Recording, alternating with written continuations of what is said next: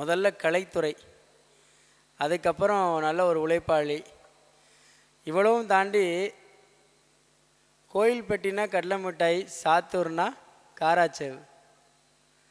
கோயில்பட்டினா கடலை மிட்டாய், சாத்தூர்னா kara sev. விருதுநகர்னா spinning mill, சிவகாசினா பட்டாசு, மதுரைன்னா மல்லிகைப்பூ. இப்படி ஒவ்வொரு ஊருக்கும் ஒரு இது இருக்கிற மாதிரி சாத்தூர்லேருந்து சத்திவேலையா. சத்திவேலையா பற்றி சொல்லணும்னா நிறைய விஷயம் சொல்லலாம். பேச ஆரம்பித்தா அவர் பட்டாசாக இருக்கும். ஐயாவை பேச வருமாறு அன்புடன் அழைக்கிறேன். ஐயாவுக்கு நிறைய தலைப்பு கொடுக்கலான்னு நினச்சோம். அவருக்கு ஜோதிட திலகமாக இருக்கிறனால நீங்களே ஒரு தலைப்பை முடிவு பண்ணி இந்த தடவை பேசுகிற வீடியோ ஒரு 2 லட்சம் வியூவர்ஸ் போகிற அளவுக்கு பேசணும். சூப்பராக பேசுங்க, சரவடியாக பேசுங்க, நிறுத்தி நிதானமாக பேசுங்க, பரிகாரங்கள்லாம் நல்லா கொடுங்க. நம்மளுடைய ஊர் பகுதியில் நிறைய கோயில்கள் இருக்குது, அதை பற்றி நிறைய விஷயங்களை சொல்லுங்கள். வயது இங்கே முக்கியம் இல்லை, அனுபவம் ரொம்ப முக்கியம். உங்களுடைய அனுபவத்தை நம்ம ஜோதிட தளபதி யூடியூப் சேனலுக்கு கொடுங்க. இன்னொரு வேண்டுகோள், நம்மளுடைய ஜோதிடர்கள் பேசும்பொழுது நம்ம சேனல் பேரை சொல்லி பேசினா நல்லாயிருக்கும். ஏன்னா நான் உங்களை வளர்க்கலை, வாடிக்கையாளர்கள் பார்வையாளர்கள் உங்களை வளர்க்குறாங்க. அதனால் அவர்களுக்கு ஒரு நன்றி. நம்ம சேனலோடைய பேரையும் சொன்னால் என்ன சேனல்னு அவங்களுக்கு தெரியும். சரிங்களா? இப்போது சாத்தூர் சத்திவேல் ஐயாவை பேச வருமாறு அன்புடன் அழைக்கின்றோம். வாங்கய்யா. அருள் கூர்ந்த பார்வையும் அன்பு கூர்ந்த பார்வையும் சோடர்களுக்கு உரியான கலை. இந்த ஜோடர்களுக்கு உண்டான கலையில் என்னென்னு கேட்டிங்கன்னா, ஒரு அன்பு மட்டும் எங்கே இருந்தாலும் வந்துடுவாங்க. எல்லாரும் கோயிலில் தான் பரிகாரம் தர்றீங்க, ஆனால் சோசியர்கள் பரிகாரம் தர்ற இடம் தெரியுமா? இந்த சோட கர்த்தரங்கு தான். எல்லாருக்கும் கோயில் உண்டு, நமக்கு கோயில் இந்த கர்த்தரங்கு மேலே தான். வேறு ஜோடலுக்கு எங்கே போய் கடலில் முங்கி நிறுத்தினாலும் திருப்தி இருக்காது, நதியில் போய் குளிச்சுட்டு வந்தாலும் திருப்தி இருக்காது. ஆனால் சோட கர்த்தரங்களை வந்து பேசி ஒரு கைதட்டு வாங்கினா ஆஹா ஆஹாஹா அப்படிங்கிற அளவுக்கு வந்துடும். ஏன்னா அதான உண்மை. சரி, இன்றைக்கி இந்த நல்ல நாளில் சனிக்கிழமை அஸ்த நட்சத்திரம் வழின்னு இருக்கு. இந்த நல்ல நாளில் உங்களை எல்லாரையும் பார்த்ததில் மீண்டும் ஒரு முறை மகிழ்ச்சி. ஸ்ரீ செந்தூரான் சோழ அறக்கட்டளை நடத்திக்கிட்டு இருக்க 7வது மாதாந்திர சோழ கர்த்தரங்களை நாம் விதைக்க வந்தது என்ன, கொடுக்க வந்தது என்ன? இப்போ நல்லா கேட்டுக்கோங்க, நமக்கு அண்ணன் வந்து நிறைய விஷயங்கள் கொடுத்துருக்காரு. 7வது மாத சோதர கருத்தரங்களை வந்து இந்த நம்ம ஐவரை நம்ம முதல்ல சொல்லித்தாகணும். இந்த ஐவரை நம்ம சொல்லித்தாகணும். ஏன்னா செந்தூரான் அப்படின்னு சொல்லக்கூடிய ஒரு அமைப்பான ஒரு பேர். நல்லா கேட்டுக்கோங்க, அண்ணன் பேர் பிரகாஷ். இதோட மீனிங் என்ன? பிரகாஷ். பிரதி என்றால் தினம். பிரகாசம் என்பது தினம் ஒளி கொடுப்பது. பிரகாசம்னா ஒளியும் தெரியும். அப்படின்னா என்னது? பிரதினா என்ன சொல்லுவாங்க? பிரதி மாதம், பிரதி நாள், பிரதி அப்படின்னு சொல்ல முடியாது. பிரதி என்பது தினம் அல்லது தொடர்வது இல்லை வருவது, இதைத்தான் சொல்லுவாங்க. அதனால் தினமும் கொடுக்குற ஒளி அந்த பிரகாச ஒளி. அவர் ஐயாவிற்கு திருப்பாதத்தை தொட்டு திருக்கரங்களை தொட்டு வணங்கி இந்த உரைக்குள்ளே நுழைகிறேன். 2வதாக மோகன் குமார்னு சொல்லுவாங்க. மோகனம் அப்படின்னா என்ன அர்த்தம்? எல்லா வகையிலுமே வசதிக்கூடிய சக்தி வேணும். அப்போ இந்த இடத்துல என்ன ஆச்சு? பேச்சிலையோ நட உடை பாவனையிலையோ ஒரு அம்சமான ஒரு வார்த்தையிலையோ அந்த மோகனம்னு சொல்லுவாங்க. மோகன சுந்தரி அப்படின்னு சொல்லுவாங்க. மோகன சுந்தரினா அழகில் உயர்ந்தவங்க. எந்த இதில் அழகு? செயல்பாட்டில், பேச்சில், நடத்தையில், உழைப்பில் ஏதோ ஒரு அழகாக கொடுத்துருப்பாங்க. அதான் மோகன். குமார்னா இளவரசன். குமரன் என்றால் இளவரசன், அழகன்னு அர்த்தம். அப்போ முருகனுக்கு ஏன் அந்த பட்டம் கொடுத்தாங்க? அப்படி ஒரு உழைப்பான ஆட்களை கையில் வச்சுக்கிறாரு.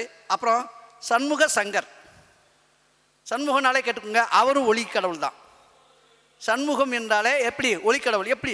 எத்தனை முகத்துகளை தோற்றங்கள் வந்தாலும் ஒளியை கொடுப்பவர் தான். அப்போ என்ன சொல்ற? சங்கர் அப்படின்னு என்ன அர்த்தம்? சிவனுக்கு 2 பேருக்கு தான் சங்கர் பட்டங்க. ஒன்று பிள்ளையாருக்கு, ஒன்று சிவனுக்கு. இவங்களுக்கு உண்டானது. அடுத்து சகோதரி செல்வகுமாரின்னு போட்டிருக்கு பாருங்க.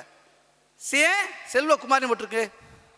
குமாரின்னு என்ன சொல்லுவாங்க? அழகு, ஒரு வடிவம், இல்லை எளிமை, ஒரு தேவதையோட ஏஞ்சலோட பேரை சொல்லுவாங்க. ஆனால் செல்வகுமார் என்ன? எதை கொடுத்தாலும், எப்படி கொடுத்தாலும், தண்ணியை கொடுத்தா கூட இந்தாங்க சாப்பிடுங்க, ஒரு எளிமைப்படுத்தி சொல்கிறதுக்கு தான் செல்வகுமார் வாங்க. செல்வம்னு என்ன அர்த்தம்? என்கிட்ட வந்துட்டு போகிறது அது கிடையாது. செல்வம் என்றால் நிலையான வார்த்தையும் ஒரு செல்வம். அப்படிப்பட்ட இடத்துல அங்கே 3வது இடத்துல 4வது இடத்துல இருக்காங்க. அப்புறம் குமரவேல்னு இருக்காங்க. என் பேர் சக்திவேல், அவர் குமரவேல். இந்த குமரவேல் ஐயாவோட ஒர்க்கு எப்படி இருக்குன்னு நினைக்கிறீங்க? பிரகாசன் நினைக்கிறத இவர் செய்யணும், செய்ய வைப்பார், இல்லைன்னா ஐடியா கொடுப்பார். ஸோ இந்த அமைப்பு உள்ளவங்க செந்தூரன் சோழ அறக்கட்டளையில் உள்ள வேலை பார்க்குறவங்களுக்கு முதல்ல நன்றி சொல்லணும்.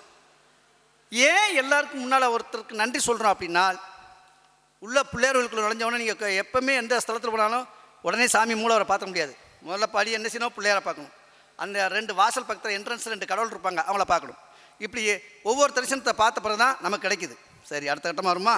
இன்றைக்கி வருகை இருந்திருக்க எல்லா பேச்சாளர்களுக்கும் நன்றி சொல்லிக்கிறேன். ஏன்னா எல்லாரோட பேரும் சொன்ன நேரம் ஆயிரும். எனக்கு ஒரு சுவையான செய்திகளோட இன்றைக்கி தொடரும். அஸ்தம் நட்சத்திரம் இன்றைக்கி ட்ராவல் ஆகுது. அஸ்தம் என்றது உள்ளங்கை. ஒரு ஆசீர்வாதத்தை தருவது உள்ளங்கை. ஒரு அன்பை செலுத்துவது உள்ளங்கை தான். இன்றைக்கி பாருங்கள், செந்திரன் சார் அறக்கட்டளையில் பாருங்கள், முருகன் கையை வச்சு காமிச்சிருக்காரு. முருகனுக்கு அஸ்தத்துக்கு என்ன சம்பந்தம்? ஏன் ஆசீர்வாதம் கொடுக்குறாரு?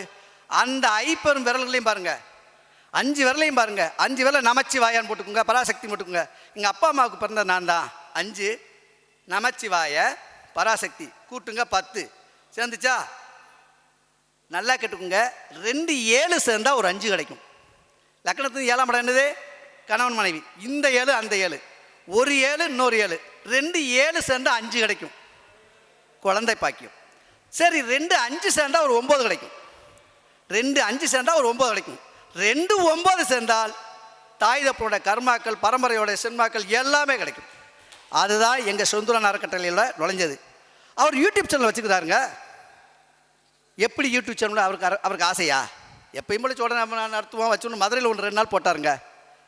அது குடும்ப திருவிழா, சோட திருவிழா கூட சொல்ல முடியாது. அப்படி ஒன்று கொடுத்தாருங்க. அதே மாதிரி இன்னொரு ஃபங்க்ஷன் நடத்துறதுக்கு நாங்கள் ஆசைப்பட்றோம். நம்ம ஒத்துழைப்பு கொடுத்தா அவர் பண்ணுவார். அப்படி ஒரு திருவிழா நடத்தி கொடுத்து ஒரு பேர் வாங்கி கொடுத்தாரு. அவருக்காக எடுக்கல, பாக்கெட்டில் வச்சுட்டு போகிறக்காக விழா நடத்தலை. நீங்கள் எல்லோரும் வரணும், ஒரு தாய் வீடாக வரணும் அப்படின்னு தென் மதுரையில் கொண்டு வந்து எனக்கு கொடுத்தாருங்க. சந்தோஷப்பட்டோங்க நாங்கள். இது வரைக்கும் இந்த கலைகளை எங்கேயுமே கொண்டு போகல. ஆனால் அவர் கொண்டு வந்தார், சேர்த்தார். அதுக்கடுத்து நான் ஸ்ரீவைண்டத்துக்கு கொண்டு போய் விட்டேன். ஏன் அப்படியே போனோம். எங்கள் பகுதியிலேருந்து அண்ணன் வந்திருக்காரு பார்த்தீங்களா. இன்றைக்கி ஏன் இந்த இடத்துக்கு வந்திருக்காரு? திருச்செங்கோடில் திருச்செந்தூரான் நிகழ்வு நடக்குது. சரி, இந்த நிகழ்வுக்கு வருகை இருந்திருக்கவங்க எல்லாருமே உங்களுடைய வருகை தான் எனக்கு ஆனந்தமாக இருக்குது. சரி சார், இப்போ இந்த 2026 எல்லாரும் ஆண்டு பலன், பயிற்சி பலன் எல்லாம் சொல்லிட்டாங்க. இந்த 2020 எதை சந்திக்க போகுது? தேர்தலை சந்திக்க போகுது. அது ஒரு பக்கம் இருக்கட்டும் சார். இன்றைக்கி ரியல் எஸ்டேட் நடத்துகிறவங்க கண்ணீர் விடுறாங்க. ஏன் அந்த தொழிலை ஏன் கொண்டு போய் சேர்க்க முடியல? எதனால் செய்ய முடியல?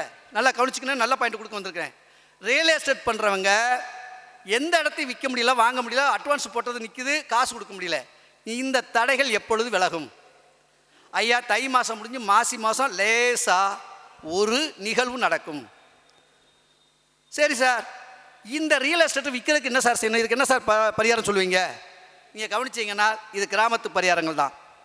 3 செங்கல் வாங்குங்க. 3 செங்கல் வாங்கி விலை கொடுத்த அந்த கல்லில் எந்த டேமேஜ் இருக்கக்கூடாது, கிராக் விட்டுறக்கூடாது. 3 செங்கலை வாங்கிட்டு வந்துங்க. நல்லா காஸ்ட்லியான சாம்பர்கள் வாங்க, லோக்கல்கள் வாங்கக்கூடாது. 3 செங்கல் வாங்கிக்கோங்க. வாங்கிட்டு வந்தோன்னே அதுக்கு முன்னாடி நான் சொல்கிறத கேட்டுக்கோங்க. யானை எங்கிட்ட போகும்போது சாணி போட்டுருந்தா யானை சாணியை பிறக்கிக்கோங்க. நல்லா காய வச்சு பவுடர் ஆக்கிக்கோங்க. பசுமாடு எங்கேயும் போயிருந்துச்சுன்னா எடுத்து அந்த சாணத்தை காய வச்சுங்க, அதை பவுடர் ஆக்கிக்கோங்க. காளை மாடு எங்கிட்ட போச்சா அதோட சாணத்தை எடுத்து வச்சுங்க, அதை பவுடர் ஆக்கி வச்சுங்க.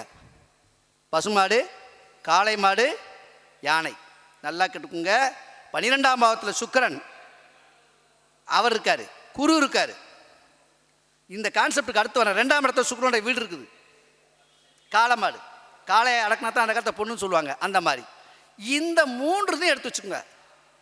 ஏன்னா இது எதுக்காக சொல்ல வரேன்னுட்டுங்க, பசுமாட்டு சாணங்கிறது ஒரு வசீகரிப்பு தன்மையை கொடுக்கும்.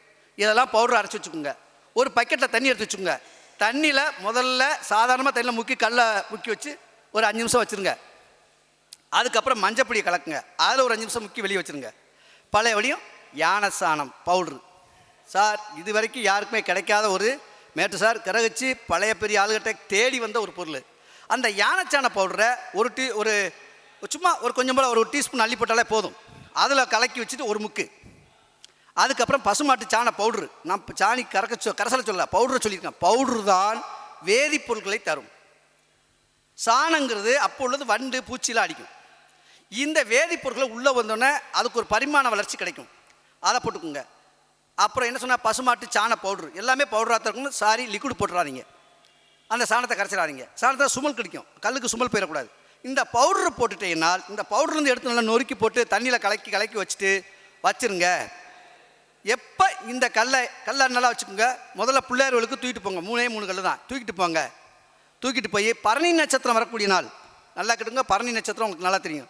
அதோட அடையாள சின்ன முக்கோணம். முன்னாடிலாம் குடும்ப கட்டுப்பாடுக்கு ஒரு சின்னம் போட்டிருப்பாங்க, முக்கோணமாக போட்டிருப்பாங்க. அது நிறைய பேருக்கு தெரியும், பழைய காலத்து படம் அது. குடும்ப கட்டுப்பாடு, நமக்கு இருவர் நாம் ஒருவர் நமக்கு ஒருவர்னு சொன்னாங்க, நாம் இருவர் நமக்கு இருவர்னு சொன்னாங்க அந்த காலகட்டத்தில். இந்த முக்கோண வடிவில் அக்னி நட்சத்திரத்துக்கு உண்டான அத்தனை தோசையும் அக்னி நட்சத்திரம் பரணி நட்சத்திரம் 3ஆம் பாதத்தில் அக்னி நட்சத்திர தோசை ஆரம்பம். அது உனக்கும் இருக்கட்டும். இந்த கல்லை எடுத்துகிட்டு போய் பிள்ளையார்களுக்கு கொண்டு போங்க. பிள்ளையார்களுக்கு கொண்டு போய் பாதத்தில் வச்சுட்டு தீவாரணை காட்டிட்டு நீங்கள் எடுத்துகிட்டு பழையபடி வீட்டுக்கு கொண்டு வாங்க. 45 நாள் வீட்டில் பூஜை வழிபாடு பண்ணுங்கள். கூடுனா 48 நாள் பண்ணுங்கள். இந்த பண்ணிவிட்டு இந்த கல்லை எடுத்து கொண்டு போய் நல்லா பூஜை எப்படி பண்ணணும்? அதுக்கு 48 தினம் வந்து அரிசி பொரி அவல் இதை பிரசாதமாக கொடுக்கணும். எப்பயுமே நல்லா கட்டுங்க. மல்லிகைப்பூ வச்சு தான் சாமியை கும்பிடணும். மல்லிகைப்பூன்னு தான் வசீகரத்தன்மையை குடிக்கும். மற்ற பூவோட கான்செப்ட் வேறு. இந்த ரியல் எஸ்டேட்டுக்கு உண்டான கான்செப்ட் இதுதான். நீங்கள் அந்த இதை நோட் பண்ணிக்கோங்க. இந்த நேரத்தில் கல்லை எடுத்து வச்சு சாமி கும்பிடும்போதுக்கு முன்னால் கீழே சின்னதாக வாழை இலை இல்லையா தாமரை இலை இருந்தால் கேளுங்க. சார் இது கிடைக்காத கான்செப்ட். தாமரை இலை யாருமே இது வரைக்கும் சொன்னதில்லை. தாமரை இலை எதுக்கு சொல்கிறோம்? தாமரை இலையை எடுத்து வச்சுக்கோங்க. தாமரை இலை மேலே அந்த செங்கலை வச்சுக்கோங்க. 3 கல்ல 1 போல் வச்சுக்கோங்க. நிறுத்தி வைங்க, படுக்க வச்சிடாதீங்க. எப்பயுமே செங்கலை படுக்க வச்சிடக்கூடாது முத சாமி வழிபாடு பண்ணும்போது. அதனால தான் கூம்பு வடிவத்தில் அந்த காலத்து முன்னோர்களோட தெய்வத்தை கும்பு வச்சுருப்பாங்க. அப்போ அந்த செங்கல் எடுத்து வச்சுட்டு தீவாரம் காட்டிட்டு கீழே என்ன இருக்கணும்? வெத்தலைபாக்கு பழம், அதை தாண்டி அரிசி பொரி அவள், ஒரே ஒரு கருப்பட்டி, கொஞ்சமாக தம்மா துண்டு பீஸ் வெள்ளைக்கட்டி. இதுதான் வசீகரிக்க தன்மையை கொடுக்கும். நீங்கள் வெண்பொங்கல் சக்கரை பொங்கல் நெய்வேத்தியம் அது கிடையாது. இது மட்டும்தான் இழுக்கக்கூடிய சக்தி உண்டு. இதை நீங்கள் வச்சு வழிபாடு பண்ணி உங்கள் காளிமனை எடுத்து கொண்டு போங்க. காளிமனை எடுத்து கொண்டு போய் வச்ச உடனே கீழே தரையில் முதல்ல தண்ணி தெளிக்கணும். அதுக்கப்புறம் மஞ்சப்பொடி தண்ணி தெளிக்கணும். இந்த கரைசல் தண்ணி எடுத்து வச்சு போயலாம் இதெல்லாம் எடுத்து வச்சுக்கோங்க. இதெல்லாம் எடுத்து வச்சுட்டு இந்த செங்கலை வச்சுக்கோங்க. செங்கலுக்கு மேலே மஞ்சளோ சந்தனமோ விபூதிப்பட்ட 3 பட்டை போடுங்க. 3 கல்லையும் வைங்க.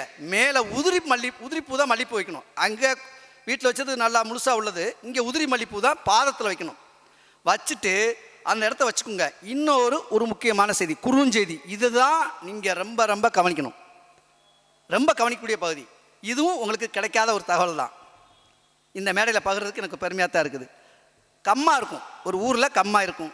இல்லைன்னா ஒரு நீர் குளம் குட்டைன்னு சொல்லுவாங்க, உங்கள் ஊர் பாசையில் எனக்கு தெரியாது. அந்த கம்மாவில் தண்ணி எடுத்துருவாங்க. ஏன்னா அது குருவோட பாவகம். கம்மா தண்ணியில் தான் பறவைகள் துள்ளி விளையாடும், நீச்சடிக்கும், ஊடல் விளையாடும், உல்லாசமாக விளையாடும்.